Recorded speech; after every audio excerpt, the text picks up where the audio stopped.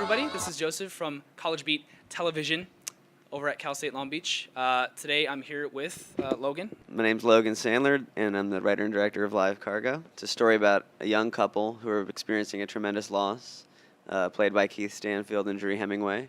And they retreat to Dree Hemingway's family home in the Bahamas to kind of put together their life and their relationship. And when they arrive, they find out that her father figure, who's this aging patriarch and kind of controller and ruler of this island, played by Robert Wisdom, is in a power struggle for control with a Haitian human trafficker, played by Leonard House.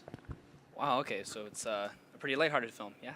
Yes, it's a comedy. It's a comedy.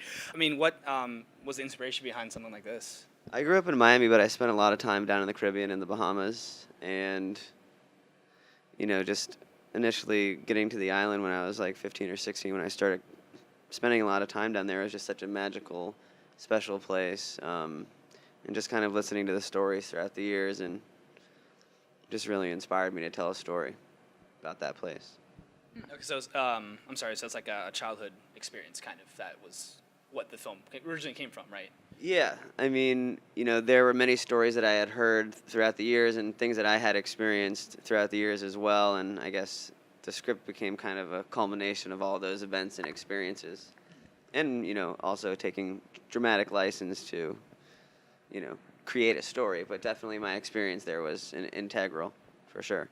The one thing that stood out to me was the fact that it was shot in black and white. So was there a reason for that choice, having just black and white? Yeah, there was many reasons, thematically and, for other practical reasons as well. And, mainly one of the reasons was because it's so lush and colorful there that it's quite distracting.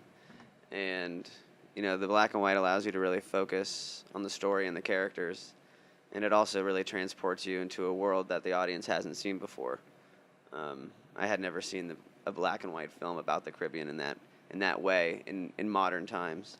So there was something fresh and exciting to the idea that we embraced. Okay. Did the budget at all have any influence on the production? Was there limitations, like you couldn't go where you wanted to go or get the actors you wanted or anything like that? Or how did the financing affect the film? There's always definite budget constraints, especially for an independent production, but having made student films and gone to film school and making films outside of film school with limited budgets, I think that, as a director, it kind of forces you to think outside the box and think more creatively in how to achieve your vision, because you don't have every tool at your disposal. So in many ways, it's a blessing.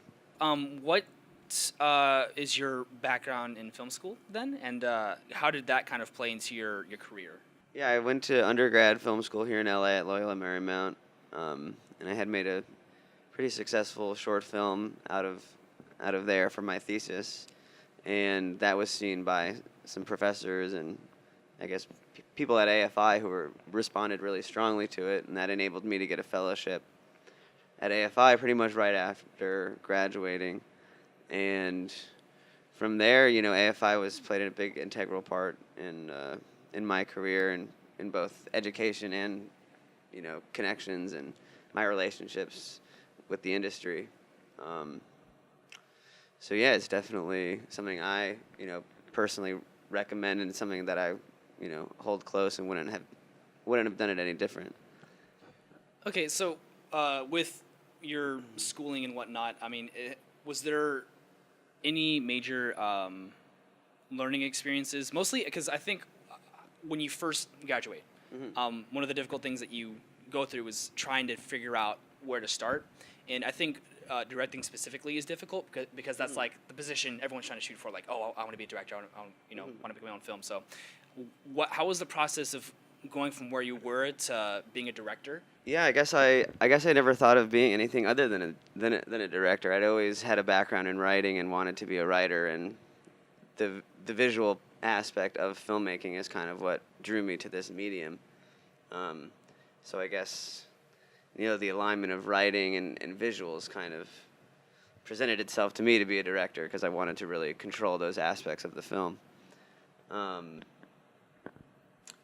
Yeah, I mean, I had, you have to work in other positions while you're in film school on other people's sets and whatnot, but I always really found a love and passion for directing. There was nothing else that I wanted to do.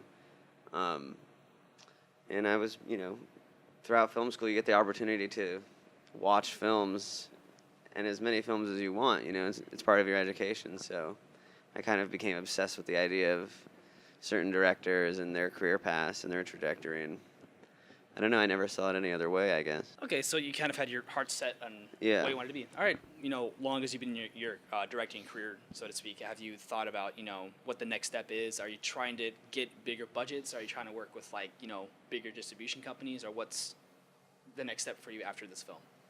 I have two projects that I'm developing right now. One's a TV series. The other one's a feature film based on a short story that I've optioned.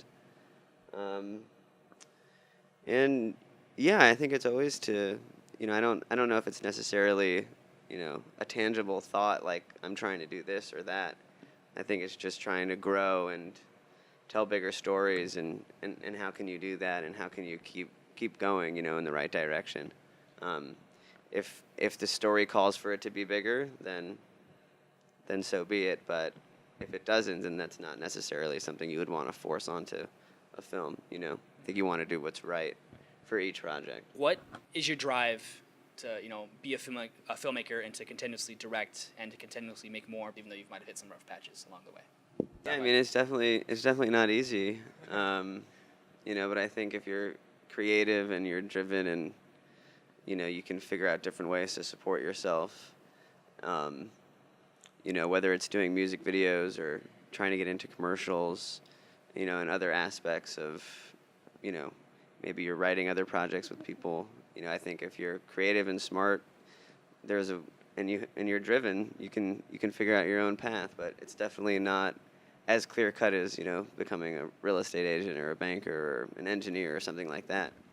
But I think that the rewards that we get from this are totally worth it if you love what you're doing. So I love what I'm doing, so I guess it's worth it. I mean, I think life is inspiring, just simply walking outside and embracing, whatever it is that may just cross your path, and I think it's about embracing your surroundings and finding inspiration in places that you might not realize inspire you.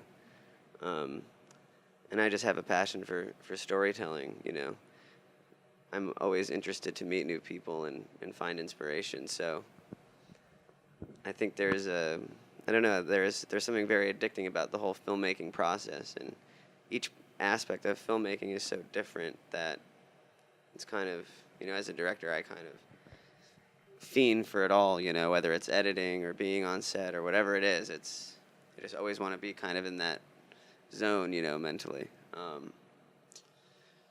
So yeah, I think that's what just keeps me going. It's just every day waking up and being inspired, whether it's how the light's coming through a window or whatever it is, It's kind of writing that down and really, really embracing everything. That was really poetic. Thank you. Thank you.